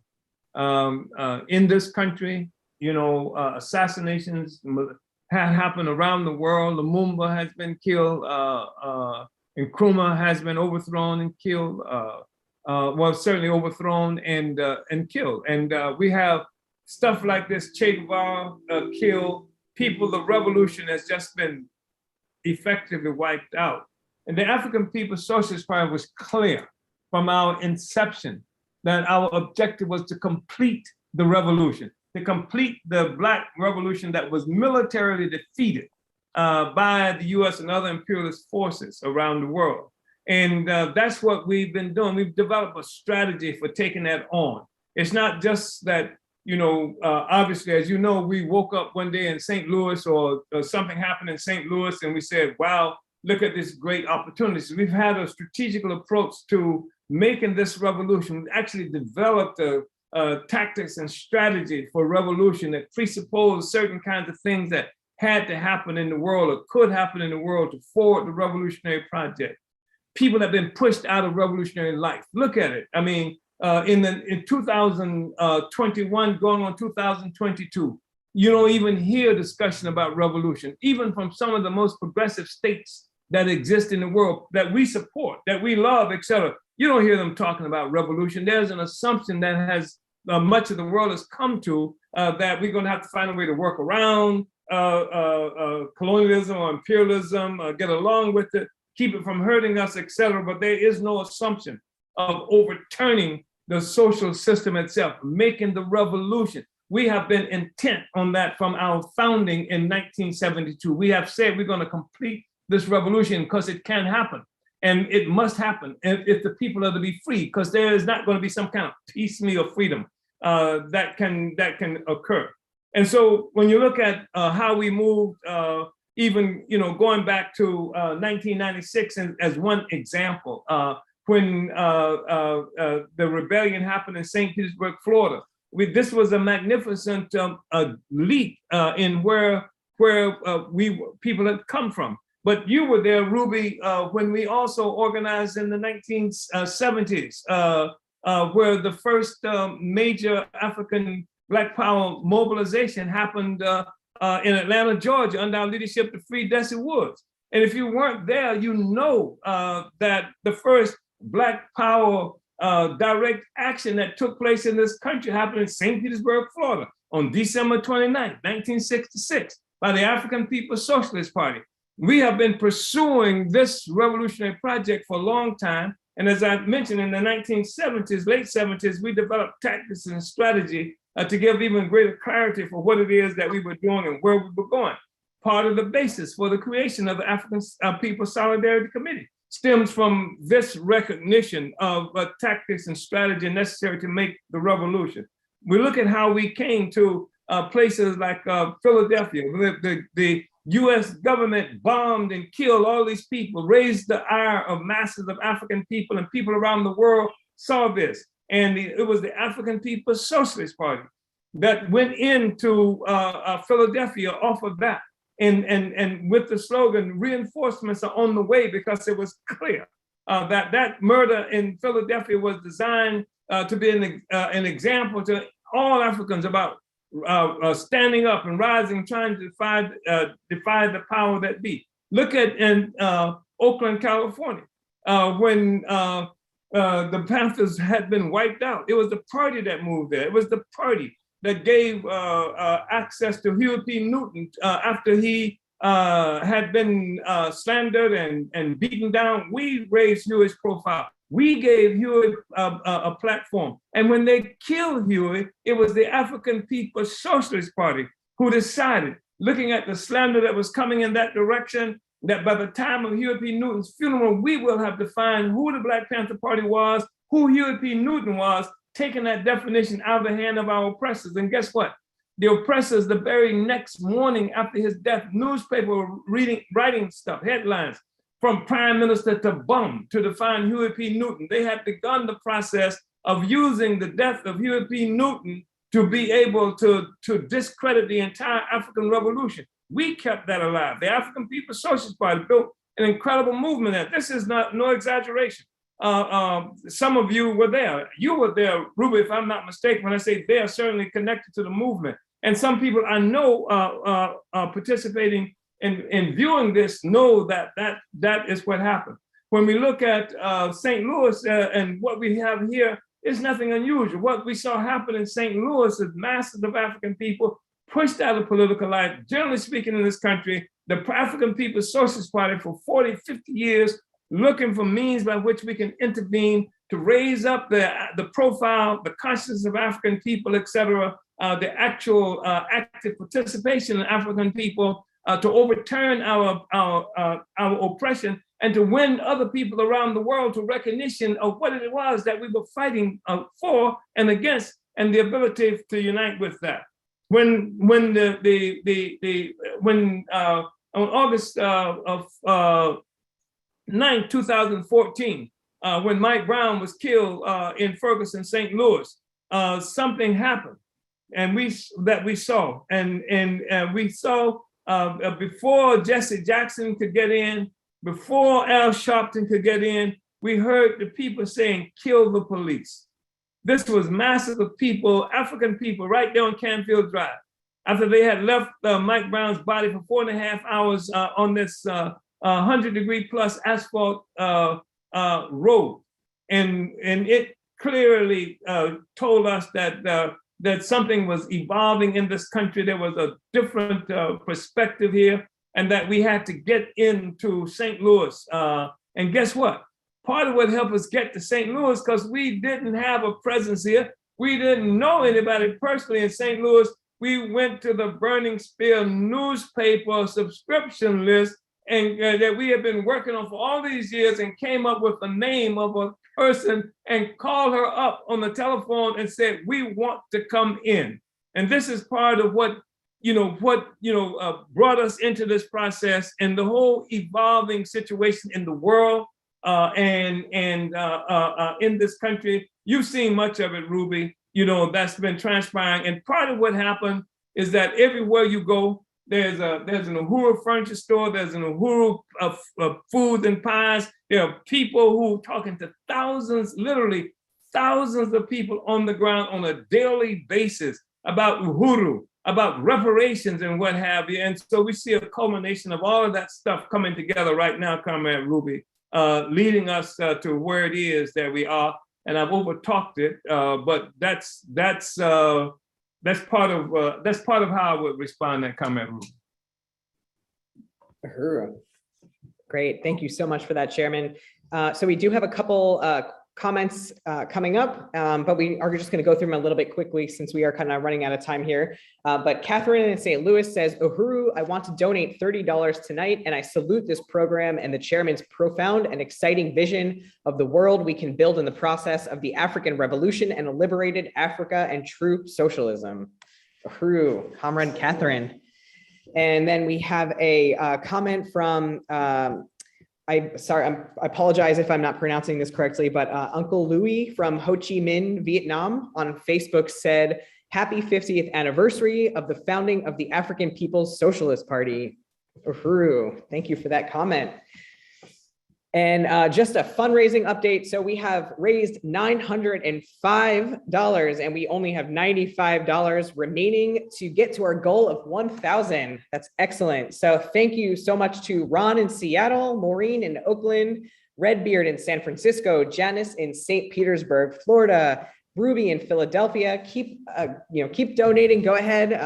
Go to apspuhuru.org/donate. And let's raise this $1,000. And I just really want to thank so much everybody for all of your questions and your comments. And before we head into announcements and conclude the program for tonight, Chairman Omali Yeshitela and Chairwoman Penny Hess, do you have any closing remarks you would like to make? Uhuru. Uhuru, I just want to thank Chairman Omali Yeshitela so much for your presence here tonight and just for your incredible leadership and fighting every obstacle possible to open up and make the leadership of the African working class a real entity in this world, and to bring back a period when the struggle against colonialism is the main trend in the world, but bringing it to a higher level than ever before. And Chairman, it's such an honor to have you here, and it's such an honor to be organized under your leadership and under the leadership of the African People's Socialist Party. So I have so much confidence in the future.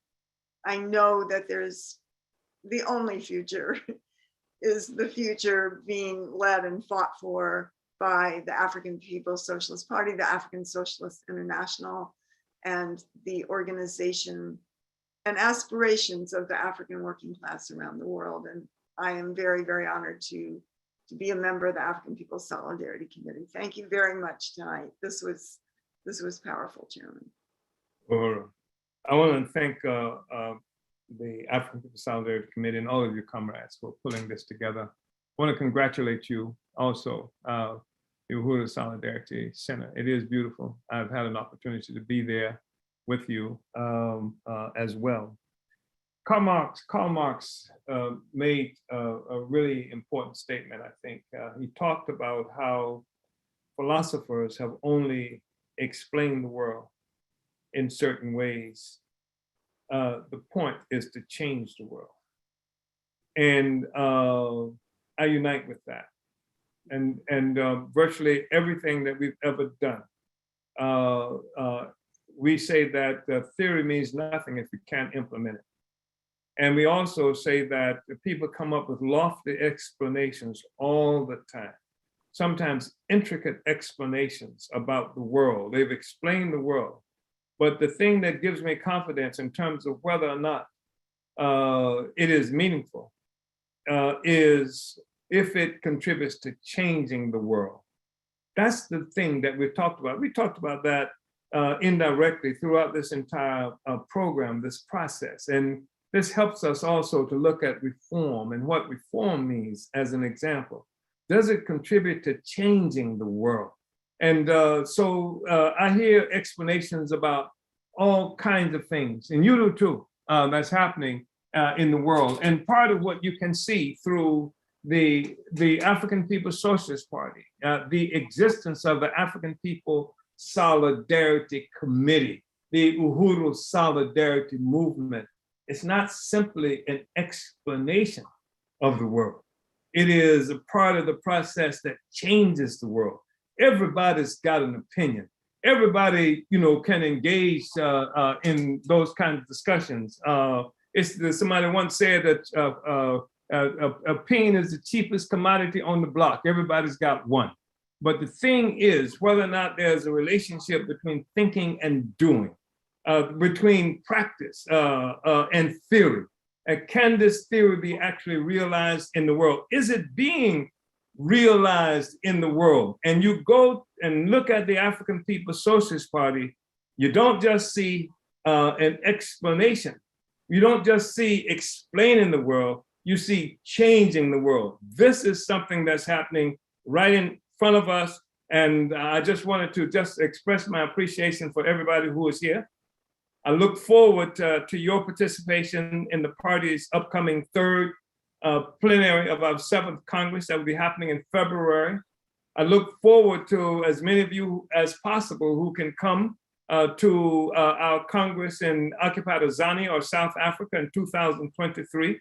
And that, by the way, Comrade Penny, you raised this earlier in the discussion, is going to, or somebody did, like a profoundly significant event on the continent of Africa, where Africans from throughout Africa and throughout the world would come together in this magnificent Congress, the first of its kind in more than 100 years since Marcus Garvey in 1920 was able to bring together some 25 to 50,000 people right there in New York from around the world. So I really appreciate it and want to salute you, and again, congratulate you, comrades, for the African People Solidarity Center, and just say adelante, forward, vanguard up, Uhuru. Vanguard up and unity through reparations. Uhuru. Thank you, Chairman. Uhuru. Uhuru. Thank you so much, Chairman. Thank you, Chairwoman Penny. And I just wanted to say, yeah, we're $95 away. So I am pledging $20. So that brings us to $75 to go. APSP uhuru.org/donate. So before we go, I know we're a few minutes behind here. I'm sorry, Lynn. It says in the chat that it's APSP Uhuru, or is it APSC? APSC. Okay, so that's an error in there. Okay. Oh yeah, APSC uhuru.org/donate. Okay, thanks. All right. So I know we're running a little bit behind, but I just wanted to run through a few announcements. So, and they're very exciting. So everybody stick around. So on Saturday, January 1st at 3 p.m. Eastern, the Uhuru Solidarity Movement is holding a member and volunteer rally to kick off the year, organizing for reparations to African people.